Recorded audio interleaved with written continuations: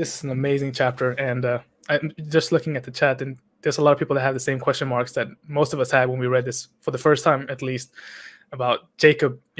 He's um, incorrectly, in my opinion, called a deceiver by most. And we see here, first off, that is Rebecca's mother's idea, and she even said that let the guilt be upon me.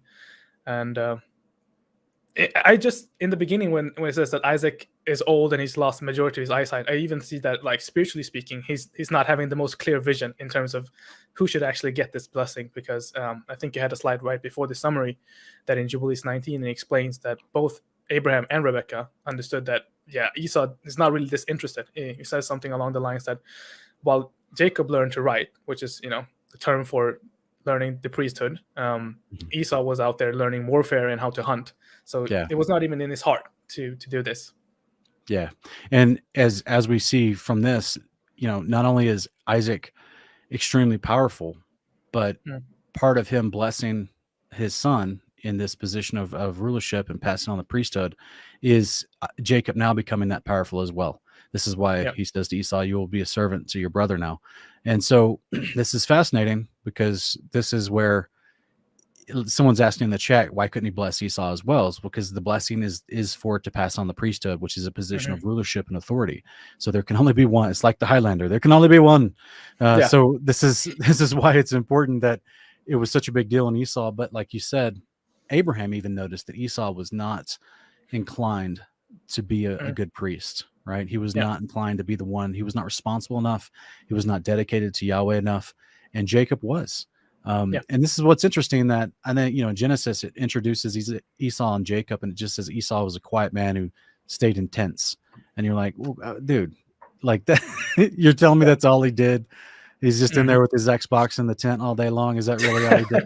Like, no, Jubilees kind of gives you a little bit extra information, how he was someone that was faithful to Rebecca, and he was a good-hearted person who also was learning to write, which means he was interested in, which you have to know how to read and write if you're going to be a good king, because you got to adjudicate, certain edicts or certain policies. You've got to deal with people that are foreigners. You're going to, you have to be able to expand your brain and learn, and you've got to learn the law of God, which gives you wisdom, right? And part of, like we've talked about in the past, part of the priesthood was they were tasked to be scribes, as well as knowing the law, teaching it faithfully to people, and ministering at an altar before the Lord. They also needed to be able to just copy the scrolls, so they could pass them on to future generations. It was an important part of that function, of that job. And speaking of ministering before the Lord, did you notice, let me go to this this thing here. Let me go to the right verse. Are you talking about when Isaac said that he can bless him before Yahweh? This is in verse 7. Where he says, bring me some game and prepare me a tasty dish to eat, so that I may bless you in the presence of the Lord before I die. What do you think that means? I think that an angel was there to testify that, yes, Isaac did give this blessing to Jacob. So from what we discussed in previous weeks about how much this angel of the Lord is there overseeing the priesthood, this would make a lot of sense, what you're saying. I thought the same thing too when I read this, with kind of like refreshed eyes, if you will, after the past 3 or 4 weeks of seeing how much angelic interaction is constantly around Abraham and him administering the priesthood, and then Isaac and him administering the priesthood. So it would make perfect sense that if he's going to pass that extremely valuable position of authority, rulership, and ministering to Yahweh on to his son, that there would be an angel there to validate, to observe, to make sure that this is a witness, right? Exactly. Yeah, this is interesting. And this, if that's the case, doesn't this kind of put a whole new perspective on what goes down? Yeah, because the angel never told Isaac that, this is not Esau. He was there fully aware what was going on, and he kept his mouth shut, I assume. So, yeah. Yeah, that's right.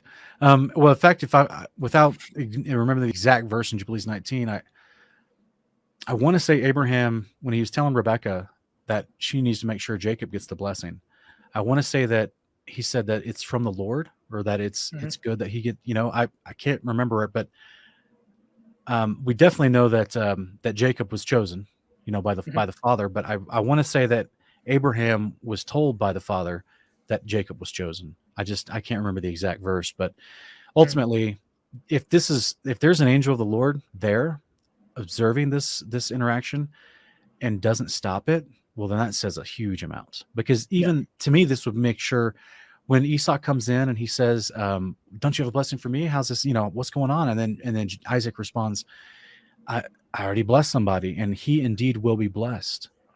So he could have at that point said, oh man, I made a mistake, I take that back. Right? Isaac still had, they would have still recognized Isaac's power at that point, right? But the reason why it was validated and sustained and why Isaac didn't take it back is because the Lord is validating what happened with an actual witness there. Yeah. So it from our perspective, reading along, it seems like, man, Jacob and Rebekah, they kind of had this plot to deceive and steal the authority, right? Steal the priesthood position. But then you get kind of the extra parallel accounts of this same event. You realize that, oh, Abraham encouraged this because he saw in Esau's heart, he saw that Isaac's heart favored Esau, even though Esau was not right for the priesthood. And that was going to be a problem. So exactly, it's interesting because you got like how much, like you mentioned at the beginning of chapter 26, you mentioned how much respect Abraham is given. Yeah. Like every time they mention the new blessing to the generations past Abraham, they always reference it back to Abraham. So how interesting that in this moment, Abraham's observation of these things is validated by the angel of the Lord there to oversee this transition of the priesthood, and Esau's behavior and Isaac's misjudgment in regards to which brother should get this is also validating Abraham's observation, right? So all this is kind of like when it takes some study.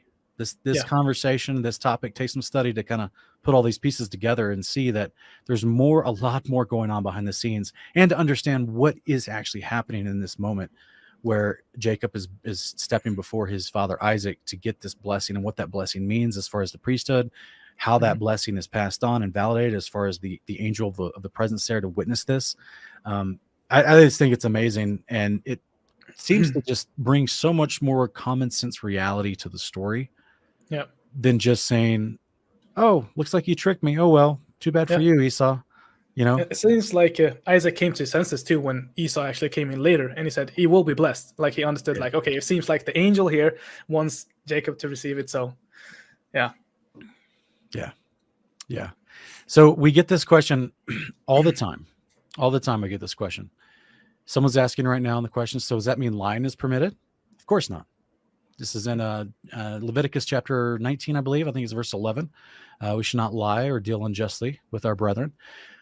Again, this is why Jacob tells Rebekah, hey, man, I'm going to be a deceiver if I get caught doing this, right?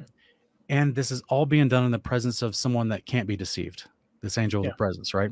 So it's kind of interesting to see that, like you're saying, that Isaac even comes to the realization and allows this to stand because he realizes this was from the Lord, because the Lord was there overseeing it and allowed this to happen. You see what I mean? Otherwise, if he didn't want this to happen, I'm pretty sure the angel would have spoken up or something bad would have happened to Jacob. Yeah, you know what exactly. I mean? So he's definitely has to trick. And I know a lot of people say, well, this is a lie. He tells him that he's Esau. He's his firstborn son. And he's like, are you sure? He asked him like 4 or 5 times, right? Are you sure you're Esau? It's almost like, Isaac kind of is like picking up on something here. He's definitely being tipped off that something's not right here. He wouldn't even have to ask. He even says the voice is the voice of Jacob, but his hands are the hands of Esau. So what do you think about that? I do think that since Isaac was the one that had the authority to pass down the blessing of the priesthood, they had to respect it. But everyone else, especially Abraham and Rebekah, since they saw that this should go to Jacob, and even he's the one that's been training for it and has that desire. We even see in Jubilees chapter 25, I think it's verse 1-7, where Esau is sort of like trying to get Jacob to marry the sisters of his wives. Like, come on, bro, go ahead and be wicked like me. But Jacob is just standing firmly for righteousness and knowing that he has to do what's right. And I think Isaac probably had multiple conversations with his wife, about, you should not give this to Esau. Esau is, out in the wilds, just hunting and doing whatever pleases him instead of actually doing what's right. And I think Isaac had suspicions. Like, I have this question when he says that Rebekah took the skin of the goats And I was sort of looking up how how long does it take to curate skin after you've killed an animal. And I don't know, sounds like it would have been a pretty smelly experience for both Isaac and Jacob if he took the fresh skins from the goats. I can't really wrap my head around that one, but I'm pretty sure that Isaac had a hint, an inkling. And he sort of played along when he said, this is the smell of my son, the smell of the wild fields that Yah has blessed. But I'm not sure. It's just speculation on my part. Yeah. Yeah. So there's a couple people in the chat today. They're really struggling with this passage. And this is great. This is why we want to talk about it, right? We want to discuss the ins and outs, read it aloud. I just want to encourage everyone in the chat, if you just be considerate of all the details that we're bringing into this story. This is why I'm bringing them up. This is why we're talking about them at great lengths, right? We could spend 5 minutes on this chapter and move on, but instead we're willing to take the time to talk about all these things. So what we've said so far is a quick recap as far as the story. This is why, again, without making this an entire separate 2-hour video, we have to do our best to try to recap with quick summation the events, the details that are in Genesis, as well as paralleled in Jubilees, which is the parallel account to Genesis. So this is why on the slides, we have them in footnotes as far as what the parallel accounts are. So I would encourage folks to go read Jubilees 19 through 27 so that you can get a better, fuller understanding of all the details going into this. One of the things to keep in mind is that Abraham is the one who picked up and discerned, whether from the Lord or from his own observation, that Isaac was going to do the wrong thing. Think about that for a minute. A lot of people are frustrated because they're thinking, well, wait a minute, is Jacob sinning because he went in there and deceived? Or is Rebecca, how can she be saying to Jacob that she'll take the blame if she's telling Jacob to do the one to sin and lie to Isaac? Abraham told Rebecca to do this. Not this wasn't just Rebecca's own idea. She's following the instruction of Abraham. Abraham explains why he tells Rebecca to do this and says Isaac is going to make the wrong choice because he's already seen a character flaw within Isaac as far as him favoring a son who's not righteous because it's his firstborn son and he loves him. You see what I mean? This is a pitfall, if you will. This is a character flaw that any good father can fall into. You have an abundance of love for your son. And even when they are doing the wrong thing and not living according to the ways of the Father, you still you go out of your way and you sometimes can become an enabler to that person. And had Isaac given Esau all this money, wealth, and power, he would have definitely been enabling unrighteousness in the land. And this would have been a horrible event. The guy's already going into marital union with the Canaanites when he shouldn't have. So the point is, I understand what this text says, but there's more than just this. Is why we look at context. We look at the surrounding passages before and after and parallel passages from other books that retell the same events. And when we put all those together, we see that Jacob is following Rebecca's instruction to do this. Rebecca is following Abraham's instructions to do this. Abraham is doing this in a roundabout way because Isaac is not acting, is showing the propensity that he's not going to act righteously in this decision. And this entire event is overseen by an angel of the Lord there who gives his blessing and his yes and his verification, his check mark on this event for Jacob to receive the blessing. So on one hand, someone could say that this was Isaac is the victim of multiple people conspiring against him to trick him. On the other hand, you could say Abraham is dealing with his son's character flaw in the best way he knows how in order to save face for Isaac and to respect him. You remember we talked about love several portions ago. We talked about love covers a multitude of sins.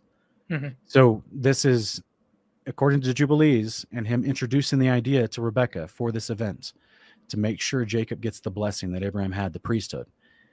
This is Abraham dealing with his son Isaac in a way that's most loving and gentle, because Isaac is the supreme authority in this situation.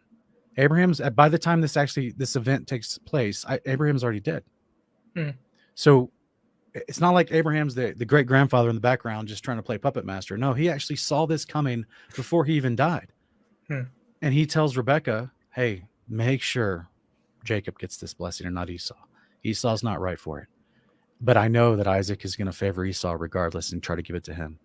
So this is a situation where Abraham, in his wisdom, validated by the events of the father, is trying to make sure that this priesthood responsibility, power, and blessing gets passed on to the right heart who can obtain it properly.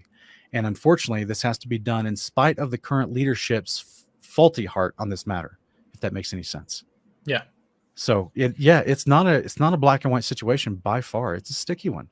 There's a lot of details here. There's a lot to consider.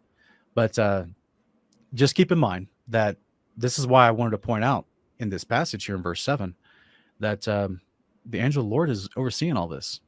So it's interesting. Yeah. And we even see that with Rebecca getting the information that Esau wants to kill Jacob in a dream, seems that even it's Yah's best interest to protect Jacob. So he's still endorsing that Jacob survives and goes and doesn't fight. And I was wondering about the part in the father is protecting Jacob, right? Exactly. Yeah, because that's also, by the way, for the audience listening, that's in the Jubilees parallel account. It just as we read right here. Hannibal, just to give them a little bit of context to what you're referring to. Verse 42, where it says the words of her older son Esau were relayed to Rebekah. Well, that's very vague. Who relayed them? Right? Well, it says in Jubilees that she had a dream, and in her dream she was told as a warning, hey, Esau's planning to kill Jacob. You need to deal with this. So that's what Hannibal's referring to, guys. We also see in verse 45 that Rebecca says, why should I lose both of you in one day? And I had a question mark about that before I read the Jubilees portion, because we see in Jubilees 27, verse 4 and 5, that when Rebecca tells Jacob that your brother wants to kill you, he said, that's fine. If he comes after me, I'll kill him first. So he's about to, self-defense. And I believe that if it were Esau that were to overtake and kill Jacob first, then according to, I think it's Exodus 21, verse 12 to 14 about the law, that then you have to kill Esau also because of what he did. So I think that's what Rebecca means by she would lose both her sons if that were to happen. Yes. Yeah, that's right. Let me see here. What do we finish this? While Esau's hunting, Rebecca instructs Jacob to dress Esau and serve Isaac the game meat and receive the blessing. Jacob approaches Esau with the meal and receives the blessing from him. Esau returns from hunting and brings in the meal to Isaac, only to discover the blessing was already given to his brother Jacob. Esau is furious and vows to kill Jacob after Isaac dies, and Esau's murderous intent is revealed to Rebekah in a dream. She instructs Jacob to flee to Laban and Haran to find a wife and escape Esau's wrath. And so this is interesting how it's posed. Again, there's a lot more detail in the parallel account in Jubilees where this conversation where Rebekah in Genesis, all we see is Rebekah is concerned. It kind of jumps around, like the context kind of jumps around in this last verse here. Verse 46, Rebekah says to Isaac, I'm weary of my life because of these Hittite women. If Jacob takes a Hittite wife from among them, what good is my life? So we don't get like the conversation that from 45 to 46 is very different. These are two different conversations. Yeah. So she doesn't respond to she's not adding to the conversation of Esau trying to kill Jacob with Jacob's marital options in the land, right? Like those two are wholly unrelated. Thankfully, we have a parallel account in Jubilees that gives us a lot more detail. And in that parallel account, there's like several verses in there that explain why Rebekah says this to Isaac. And there's actually a conversation with Jacob between Genesis 27:45 and 27:46 that she's telling Jacob, look, Esau's trying to kill you. So here's what you're going to do. You're going to go to Laban, my uncle Laban's house, or my brother Laban's house. And you're going to go and stay there to avoid the wrath of Esau. And then she goes to Isaac and then says to Isaac, she doesn't tell Isaac that Esau wants to kill Jacob. She's still trying to protect Isaac, which is interesting, right? Yeah. Is apparently they realize that Isaac is not going to deal with Esau as he deserves.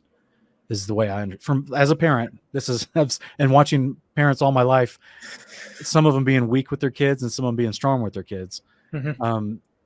And between Abraham and Isaac's observation between Abraham and Rebekah's observation of Isaac and how he treats and favors Esau, it seems like he's a pushover for Esau, and Esau can just, he's not being reprimanded properly.